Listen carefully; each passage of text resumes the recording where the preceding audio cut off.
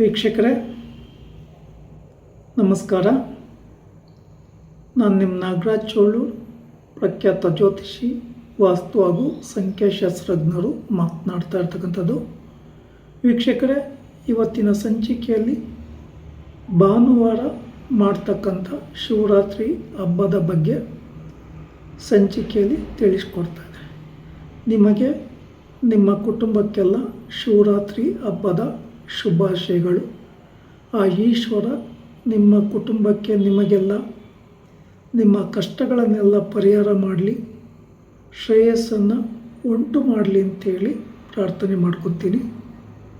ಭಾನುವಾರ ಶಿವರಾತ್ರಿ ಹಬ್ಬ ಆಗಿರೋದ್ರಿಂದ ಶನಿವಾರವೇ ನಿಮ್ಮ ಕುಟುಂಬದಲ್ಲಿ ಅಥವಾ ಮನೆಯಲ್ಲಿ ದೇವರ ಮನೆಯನ್ನು ಶುದ್ಧಿ ಮಾಡ್ಕೋಬೇಕಾಗುತ್ತೆ.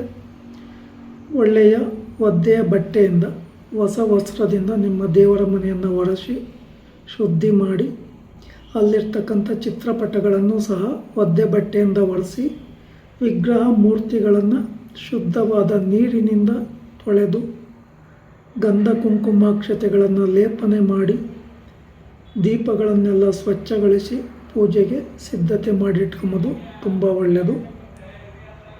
ನೀವು ಈ ಪೂಜೆಯನ್ನು ಮಾಡ್ತಕ್ಕಂಥ ಒಂದು ಸಂದರ್ಭದಲ್ಲಿ ಭಾನುವಾರ ಬೆಳಗ್ಗೆ ಬ್ರಾಹ್ಮಿ ಮುಹೂರ್ತದಲ್ಲೇ ಪೂಜೆಯನ್ನು ಮಾಡೋದು ಬಹಳ ಉತ್ತಮ. ಈ ಶಿವರಾತ್ರಿ ಹಬ್ಬದ ದಿನ ವಿಶೇಷವಾಗಿ ಈಶ್ವರನಿಗೆ ಬೇಕಾಗಿರ್ತಕ್ಕಂಥ ಪವಿತ್ರವಾದ ಪತ್ರೆ ಬಿಲ್ವ ಪತ್ರೆ. ಈ ಬಿಲ್ವ ಪತ್ರೆಗಳನ್ನು ಅರ್ಪಣೆ ಮಾಡಿ ಪೂಜೆ ಮಾಡೋದು ಒಳ್ಳೆಯದು. ಹಾಗೆ ಈ ಶಿವರಾತ್ರಿ ಒಂದು ನಿಮ್ಮ ಕೈಯಲ್ಲಿ ಎಷ್ಟು ಸಾಧ್ಯ ಆಗುತ್ತೋ ಉಪವಾಸದಿಂದ ಓಂ ನಮಃ ಶಿವಾಯ ಪಂಚಾಕ್ಷರಿ ಮಂತ್ರವನ್ನು ಜಪಿಸಬೇಕು ಅಂತ ಹೇಳ್ತಾರೆ. ನಿಮಗೆ ಸಾಧ್ಯ ಆದರೆ 108 ಸಲ, ಇಲ್ಲ 1008 ಸಲ, ಅಥವಾ ನಿಮಗೆ ಎಷ್ಟು ಸಾಧ್ಯ ಆಗುತ್ತೋ ಅಷ್ಟು ಸಂಖ್ಯೆಯಲ್ಲಿ ಈ ಓಂ ನಮಃ ಶಿವಾಯ ಮಂತ್ರವನ್ನು ಜಪ ಮಾಡೋದು ಒಳ್ಳೆಯದು. ಇದಕ್ಕೆ ನಿಯಮ ಇಲ್ಲ, ಹಾಗಾಗಿ ನೀವು ಯಾವ ರೀತಿ ಬೇಕಾದ್ರೂ ಜಪ ಮಾಡ್ಬೋದು. ಉಪವಾಸ ಎದ್ದು ಮಾಡ್ತಕ್ಕಂಥವ್ರು ಉಪವಾಸ ಎದ್ದು ಮಾಡ್ಬೋದು, ಇಲ್ಲ ಉಪಹಾರ ಸೇವನೆ ಮಾಡೇ ಜಪ ಮಾಡ್ತೀವಿ ಅಂತಂದರೂ ಸಹ ನೀವು ಜಪವನ್ನು ಮಾಡ್ಬೋದು. ತುಂಬ ಪವಿತ್ರವಾದಂಥ ದಿನ. ಇಂಥ ದಿನ ಸಿಗಬೇಕಂದ್ರೆ ಇನ್ನೂ 1 ವರ್ಷದವರೆಗೂ ಕಾಯಬೇಕಾಗುತ್ತೆ.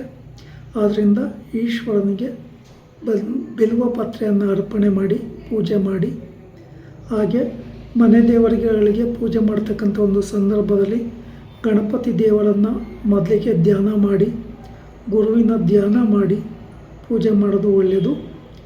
ಇಲ್ಲಿ ದೀಪ ಹಚ್ಚತಕ್ಕಂಥ ಒಂದು ಸಂದರ್ಭಗಳಲ್ಲಿ ಸಾಧ್ಯ ಆದರೆ ತುಪ್ಪದ ದೀಪ ಹಚ್ಚಲಿಕ್ಕಾದರೆ ಹಚ್ಚಿ, ಅಥವಾ ಯಾವ ಎಣ್ಣೆಯನ್ನು ಇಟ್ಟಿರ್ತೀರೋ ಆ ಎಣ್ಣೆಯನ್ನೇ ದೀಪಕ್ಕಾಕಿ ಪೂಜೆ ಮಾಡ್ಬೋದು. ಪೂಜೆ ಎಲ್ಲ ಮುಗಿದ ಬಳಿಕ ಈಶ್ವರನ ದೇವಾಲಯಗಳಿಗೆ ಹೋಗ್ತಕ್ಕಂಥ ಒಂದು ಸಂದರ್ಭಗಳಲ್ಲಿ ಸಾಧ್ಯವಾದಷ್ಟು ತುಂಬ ಎಚ್ಚರಿಕೆ ವಹಿಸಿ, ನಿಮ್ಮ ಮೈ ಮೇಲೆ ಯಾವುದೇ ಒಡವೆ ಇಲ್ಲದಲೇ ಇರೋ ರೀತಿಯಲ್ಲಿ ನೋಡ್ಕೊಂಬೋದು ತುಂಬ ಉತ್ತಮ. ರಶ್ ಆಗಿರೋ ಕಡೆ ಒಡವೆಗಳನ್ನು ಕಳ್ಕೊಂಬೋ ಸಾಧ್ಯತೆಗಳು ಹೆಚ್ಚಾಗಿ ಇರ್ತದೆ. ಪುಟಾಣಿ ಮಕ್ಕಳ ಬಗ್ಗೆ ಹೆಚ್ಚಿನ ಜಾಗರೂಕತೆ ವಹಿಸಿ, ನಿಮ್ಮ ಅಗತ್ಯವುಳ್ಳಂಥ ಮೊಬೈಲ್ ಆಗಿರ್ಬೋದು, ಇನ್ನಿತರ ಅಮೂಲ್ಯವಾಗಿರ್ತಕ್ಕಂಥ ವಸ್ತುಗಳ ಬಗ್ಗೆ ನಿಮಗೆ ಎಷ್ಟು ಸಾಧ್ಯವೋ ಅಷ್ಟು ಎಚ್ಚರಿಕೆಯನ್ನು ವಹಿಸೋದು ಒಳ್ಳೆಯದು.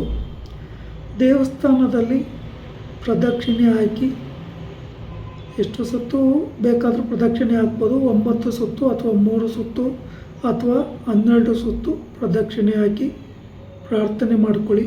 ಶಿವಮಂದಿರದಲ್ಲಿ ಒಂದು 5-10 ನಿಮಿಷ ಕೂತ್ಕೊಂಡಿದ್ದು ಓಂ ನಮಃ ಶಿವಾಯ ಮಂತ್ರವನ್ನು ಜಪ ಮಾಡಿ. ಗಡಿಬಿಡಿಯಲ್ಲಿ ದೇವಸ್ಥಾನದಲ್ಲಿ ಪೂಜೆ ಮಾಡಿಸ್ಬೇಡಿ. ಪೂಜೆ ಮಾಡಿಸುವಾಗಲೂ ಅಷ್ಟೇ, ನಿಮ್ಮ ಹಣ, ಅಂತಸ್ತು, ಐಶ್ವರ್ಯ ಆಗಲಿ ಅಥವಾ ಅಧಿಕಾರ ಆಗಲಿ, ಇದು ಯಾವುದು ದೇವರ ಹತ್ತಿರ ಲೆಕ್ಕಕ್ಕೆ ಬರೋದಿಲ್ಲ. ನೀವು ಎಷ್ಟು ಶ್ರದ್ಧಾ ಭಕ್ತಿಯಿಂದ ಪಂಚಾಕ್ಷರಿ ಮಂತ್ರವನ್ನು ಜಪಿಸಿ ಈಶ್ವರನನ್ನು ಧ್ಯಾನ ಮಾಡಿ ನಿಮ್ಮ ಸಮಸ್ಯೆಗಳ ಪರಿಹಾರಕ್ಕೆ ಬೇಡ್ಕೊತೀರೋ ಅಷ್ಟು ಉತ್ತಮವಾದಂಥ ಫಲಾಫಲಗಳು ನಿಮಗೂ ಸಿಗುತ್ತೆ, ನಿಮ್ಮ ಕುಟುಂಬಕ್ಕೂ ಸಿಗುತ್ತೆ. ಇಲ್ಲಿ ಗಮನಿಸಬೇಕಾದ ಅಂಶ ಅಂತಂದರೆ, ನೀವು ದೇವಸ್ಥಾನಕ್ಕೆ ಹೋಗ್ತಕ್ಕಂಥ ಒಂದು ಸಂದರ್ಭಗಳಲ್ಲಿಯೂ ದೇವರಿಗೆ ಬಿಲ್ವಪತ್ರೆಯನ್ನು ತೆಗೆದುಕೊಂಡು ಹೋಗೋದು ಒಳ್ಳೆಯದು. ತುಂಬ ಜನಜಂಗುಳಿ ಇದ್ದ ಕಡೆ ಸ್ವಲ್ಪ ಹೆಚ್ಚಿನ ಜಾಗರೂಕತೆಯನ್ನು ವಹಿಸಿ ಪೂಜೆ ಮಾಡಿಸಿ. ಈಶ್ವರನಿಗೆ ವಿಶೇಷವಾದಂಥ ಪತ್ರೆ ಬಿಲ್ವಪತ್ರೆ. ಪೂಜೆಯೆಲ್ಲ ಮುಗಿದ ಬಳಿಕ ಈಶ್ವರನಲ್ಲಿ ಪ್ರಾರ್ಥನೆ ಮಾಡಿಕೊಂಡು ಬರ್ತಕ್ಕಂಥದ್ದು ಒಳ್ಳೆಯದು. ಅದಕ್ಕೂ ಮುಂಚೆ ನಂದಿ ಬಸವ ವಾಹನ ಅಂತ ಏನು ಕರಿತೀವಿ, ಆ ನಂದಿ ದೇವರ ಆಶೀರ್ವಾದ ತೆಗೆದುಕೊಂಡು ಆ ನಂದಿ ದೇವರಲ್ಲಿ ನಿಮ್ಮ ಕಷ್ಟ ನೋವು ದುಃಖಗಳನ್ನು ಪರಿಹರಿಸುವಂತೆ ಪ್ರಾರ್ಥನೆ ಮಾಡಿಕೊಂಡು ನಂದಿಗೆ ಪೂಜೆ ಮಾಡಿಸಿ ಬರೋದು ಒಳ್ಳೆಯದು. ಇನ್ನು ಇದ್ದಂತೆ ಆ ದೇವಸ್ಥಾನಗಳಲ್ಲಿ ಅಕ್ಕಪಕ್ಕ ಗಣಪತಿ ದೇವಸ್ಥಾನ ಇದ್ದರೆ, ನವಗ್ರಹಗಳ ಸಾನ್ನಿಧ್ಯ ಇದ್ದರೆ, ಅಥವಾ ಬೇರೆ ದೇವತೆಗಳಿದ್ದಾಗ ಆ ದೇವರುಗಳಿಗೂ ಶ್ರದ್ಧಾ ಭಕ್ತಿಯಿಂದ ಪೂಜೆ ಮಾಡಿಸ್ತಕ್ಕಂಥದ್ದು ತುಂಬ ಉತ್ತಮ. ಗಡಿಬಿಡಿಯಲ್ಲಿ ಯಾವುದೇ ಪೂಜೆ ಮಾಡಿಸ್ಲಿಕ್ಕೆ ಹೋಗಿ ಸಮಸ್ಯೆಯನ್ನು ತಂದ್ಕೋಬೇಡಿ. ಶ್ರದ್ಧಾ ಭಕ್ತಿ ಇದ್ದಷ್ಟು ನಿಮಗೆ ಪೂರ್ಣ ಫಲಗಳು ಸಿಗ್ತವೆ. ವೀಕ್ಷಕರೇ, ಈ ವಿಡಿಯೋ ಇಷ್ಟ ಆಯಿತು ಅಂದರೆ ಲೈಕ್ ಮಾಡಿ, ಶೇರ್ ಮಾಡಿ, ಫಾಲೋ ಮಾಡಿ, ಆ ಲೈಕನ್ನು ಒತ್ತಿ, ಬೆಲ್ ಐಕನ್ ಒತ್ತಿ. ನಮಸ್ಕಾರ.